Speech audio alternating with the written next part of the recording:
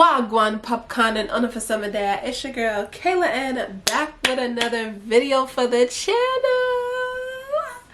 In today's video, I'm going to be sharing with y'all 5 habits, that's 10, 5 habits that you need, yes you Bookie, you need to be bringing into the new year with you into 2025.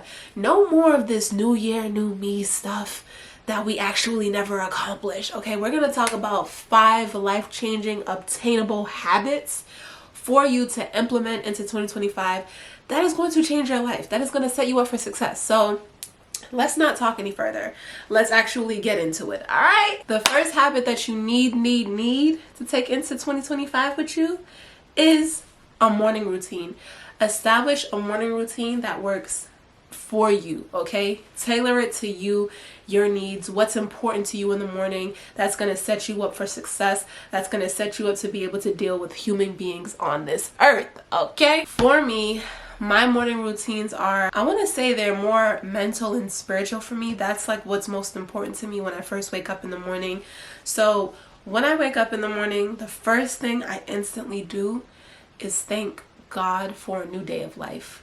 Like, I wouldn't be here if it wasn't for God, okay? And when I first wake up, I show gratitude. I thank God. You know, I'll maybe grab some breakfast from the kitchen, a cup of tea or whatever, and I will jump straight into my prayer and meditation. Meditating and praying when I first wake up in the morning is super, super important to me because my body and my mind is susceptible and is very vulnerable to whatever else it might be exposed to, and it's important for me to lay the foundation, put a covenant of protection over my mind, body, and soul before I expose it to the secular world, if that makes sense, okay? For me, that means I'm not on social media the first thing I wake up in the morning. Like, I don't want to see what was going on the Shade Room or any other platforms. Like, I really just want it to be me and God, and it really disciplines you to be present with yourself and to just talk to God. Like, I know some people might not be spiritual, might not be religious, and that's okay, but find something that grounds you, that grounds your mind, your body, and your spirit to where you feel like you have the capacity to take on the day. And let me get into it real quick, okay? I pray and I meditate because half the time, because I'm in this physical realm, I don't know what bad energy, what demons, what bad spirits. I just protected myself from that. I just blocked. It is imperative that I pray and meditate like first thing in the morning. So, and it grounds me to just have a good day and to be able to deal with humans, okay? But after I pray and meditate, I love to like make my bed, you know, do all of the things that we would normally do in our morning routine, whether it's like wash your face, brush your teeth, whatever, like whatever makes sense for you, because it makes you feel like you can actually start your day, right? I feel like sometimes we don't really realize that like the steps that we take are so habitual, but like it encourages us to keep going in our day. It's like, okay, like, yeah, you wake up, right? You get out of bed, habitual, right? Like, it's something that we don't think about, but then you make your bed and it's like, okay, like now that I've made my bed, it's going to encourage me to wash my face and brush my teeth. Now that I've washed my face, brushed my teeth, I'm going to go make some tea. And like the list just goes on and on and on. So find a routine that works for you, something that is going to set you up for success to deal with the outside world. The second life-changing habit that I have for you is to move your body or exercise, okay? I understand that we all work different jobs. Our daily jobs look different. Some work a 9 to 5, some work strictly from home, and we're sitting at a desk all day. But it is important to move your body. Get your blood flowing. It's going to help you to refocus your mind. It's going to help you to shed some of them unwanted fat and unwanted calories, okay? Overall, moving your body and exercising is really just important for your health. I'm not saying go start lifting 100-pound dumbbells, okay? That is not what I'm saying. I'm just saying make sure that you physically do something that is good for your body. Like if you know you work from home remotely, get up from that desk. Go take a 20-minute walk outside or a 10-minute walk on your lunch break. Like, I know it's not much, but get some steps in. Tell yourself, like, I'm gonna get in like 5,000 8,000 steps today. It's better than nothing. The goal in all of this is to promote healthy lifestyle. The goal in all of this is to expand the longevity of our life, but that doesn't happen when you're sitting on your butt all day, okay? I'm just keeping it real with you. I understand that like the gym can be intimidating for some. It takes some mentally years to actually get there. That's fine. Just move your body. Run in circles for 5 minutes if you have to. Just get your heart pumping, get your blood flowing, because we only have one body, we only have one mind, and we have to take care of it. There's people that depend on us, and you are depending on you, okay? So move your body. Number 3, set long-term and short-term goals for yourself. I love this one so much because like it's so easy to get caught up in those habitual habits, right? Just going to work, doing what you're told, or completing tasks of whatever it is that you have to do. When you set long-term and short-term goals for yourself, this is something that you want, right? This is something that is going to set you up for success, or something that you want to complete. And setting short-term goals, I know for me, something that's very helpful is always having something to look forward to. Whether it's a trip, whether it's something in my business venture, whether it's something spiritually, mentally. Set goals for yourself so that you have something to work towards and to achieve. I know work can be very demanding, but you have to center yourself. Work does not run you, okay? You are the owner of your life. You are the CEO of your life. And whatever it is that you decide to make a priority, that's what it's gonna be. A short-term goal could look like, I want to take a trip out the country, or I want to take a trip to another state, right? That is something that can happen within 3-4 months maybe. Whereas a long-term goal might be, I want to see some money back from that I put in stocks, right? Like, it just looks different for everybody. So depending on your need, depending on your wants, that is what you should be framing and circling your goals around. Having short-term and long-term goals give you something to look forward to. It gives you something to work towards, and it's something that you like. So you can't go wrong with that.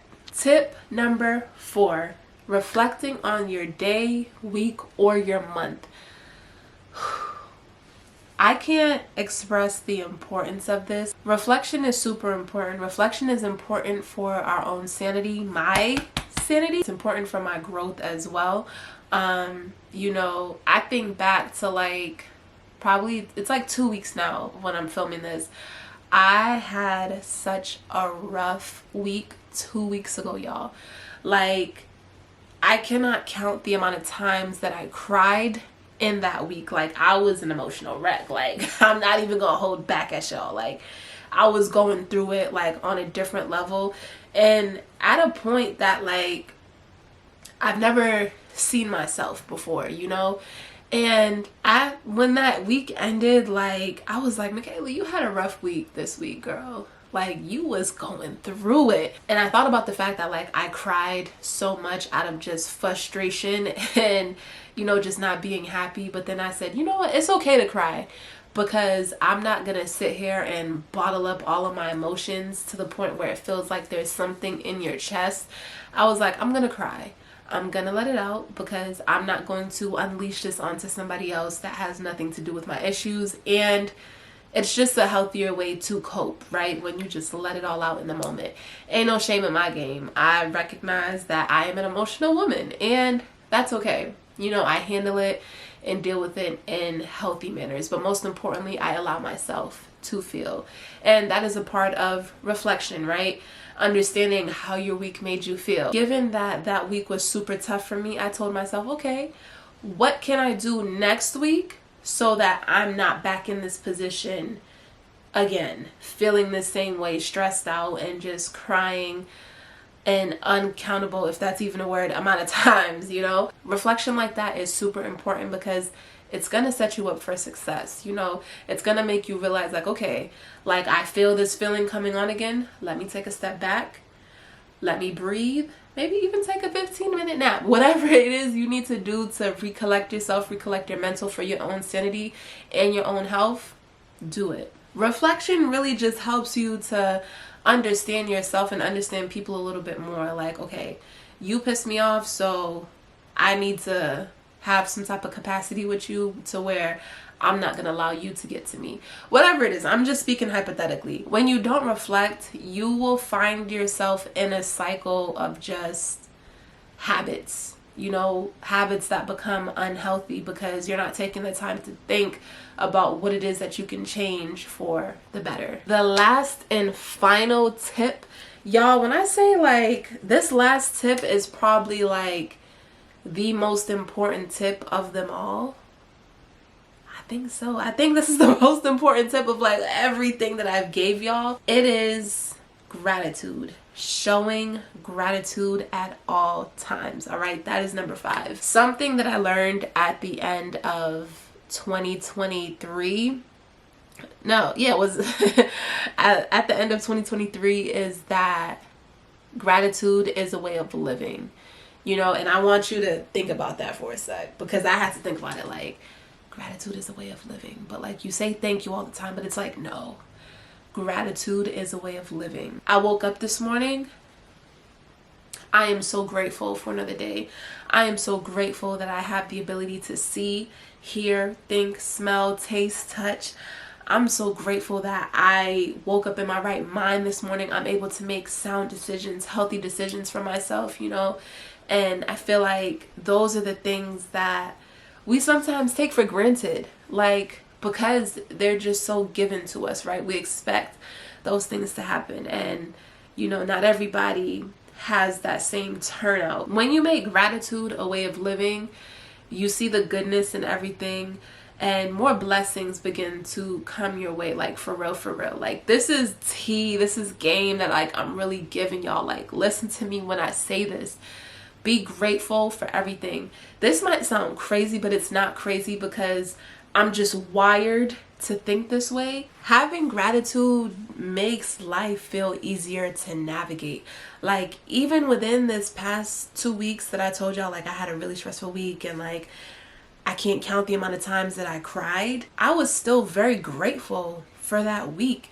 And I don't even like to call things like a bad day, a bad week. I just say, like, you know, this has been a very challenging week, but like, I look for the goodness, I look for the positivity, I look for the upliftment out of that. Within that challenging week, that rough week that I had, you know, what I was able to pull from that was that, you know, okay, this was challenging, but it did not break you. This is something that gave you tougher skin. This is something that is going to prepare you for the greater good in your life, so that you know how to handle this type of mental battle, this type of emotional battle when it comes your way, you know. And once again, like, just finding the goodness in it, because I could have easily been like, yo, like, why is this happening to me? And it's like stepping out of like that victim mindset and just turning that pain and frustration into power, into something that can fuel you to just force yourself to be better, to avoid certain things, right? And like, I can't live without gratitude. It's my way of living. Having the ability to buy my own food, cook my own food, like, not everybody can do that. And I promise you, like, once you see the goodness in everything, you view life from a different set of lens. Like, you take off those old glasses and you put on some new frames, and it's like, like, this is what life looks like.